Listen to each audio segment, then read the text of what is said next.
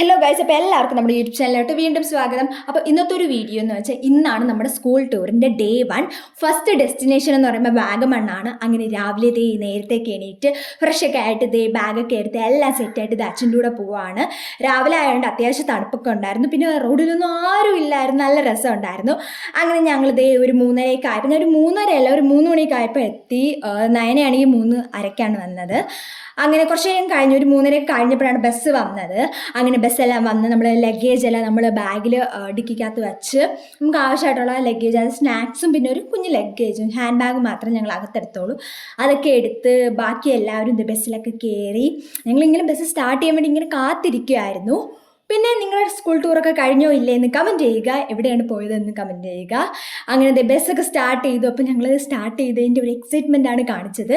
പിന്നെ മാനവീയം മ്യൂസിയം ആ വഴിയാണ് പോയത്. അവിടെ ഒന്നും ആരുമില്ല ഗൈസ്, നല്ല രസമുണ്ടായിരുന്നു രാവിലെ കാണാൻ തന്നെ.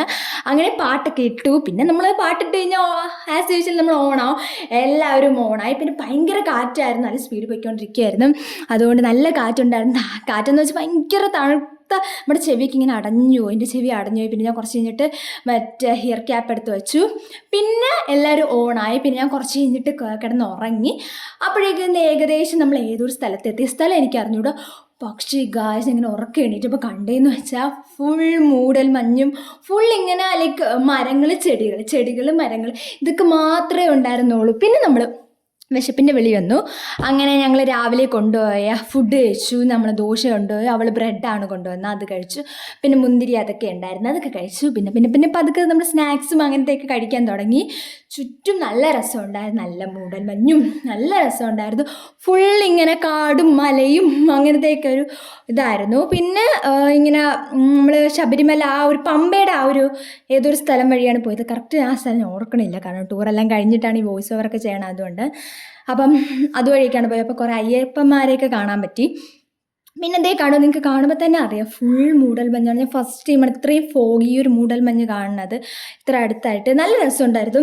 ഇതിൽ കൂടുതലും ലൈക്ക് പ്രകൃതി രമണീയമായ കാര്യങ്ങളായിരിക്കും നിങ്ങൾ കാണുന്നത്, കാരണം അതൊക്കെ ഉള്ളൂ ക്യാപ്ചർ ചെയ്യാൻ. പിന്നെ കുറേ തേയിലത്തോട്ടങ്ങൾ കണ്ടു.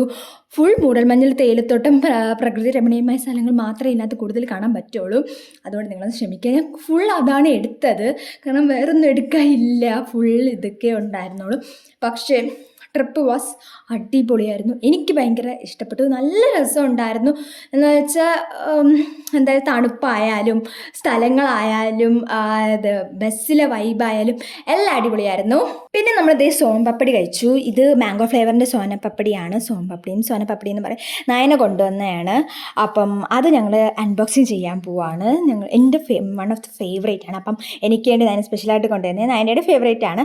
അപ്പം അത് അൺബോക്സിങ് ചെയ്യണം, കാണാം.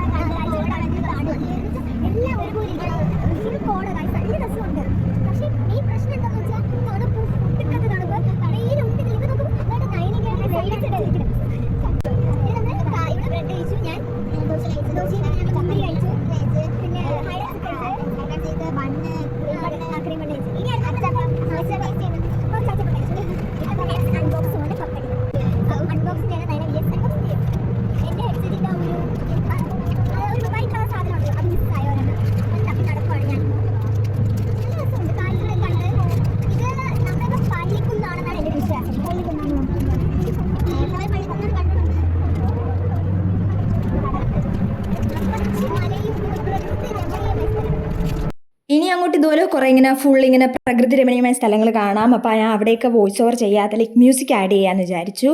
അപ്പം ബാക്കി ഇനി മ്യൂസിക് കേട്ടിട്ട് വാ.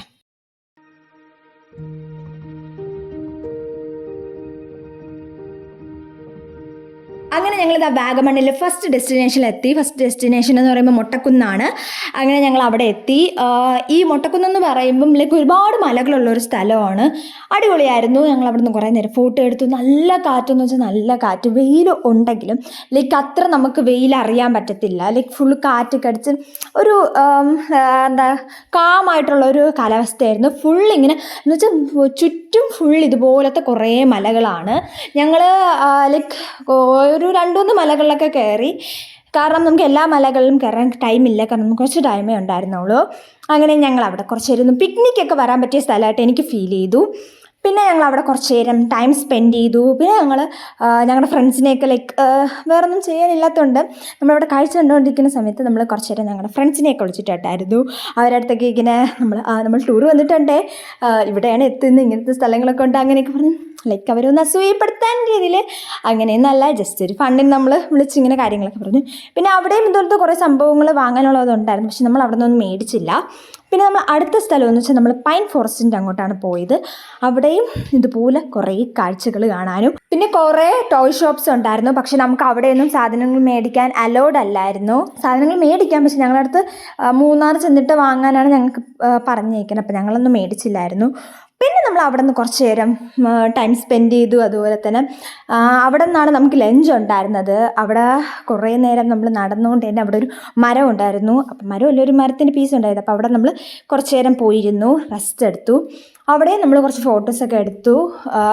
ടൈം കുറച്ച് സംസാരിച്ചിരുന്നു. നമുക്ക് ഇത്ര ടൈമിനകം അടുത്ത സ്ഥലത്ത് എത്തണം, ഇവിടെ വരണം, ബസ്സിൽ വരണമെന്നുണ്ട്. അങ്ങനെ നമ്മൾ അവിടെ കുറച്ച് നേരം ഇരുന്നു. 12:30 എന്തോ ആയപ്പോഴാണ് നമ്മൾ ബസ്സിൻ്റെ അടുത്തോട്ട് പോയി. അടുത്ത് നമ്മൾ ഫുഡ് കഴിക്കാൻ പോവാണ്. ഫുഡ് കഴിക്കാൻ നമ്മൾ ഏത് സ്ഥലത്താണ് പോയെന്ന് ഓർമ്മയില്ല.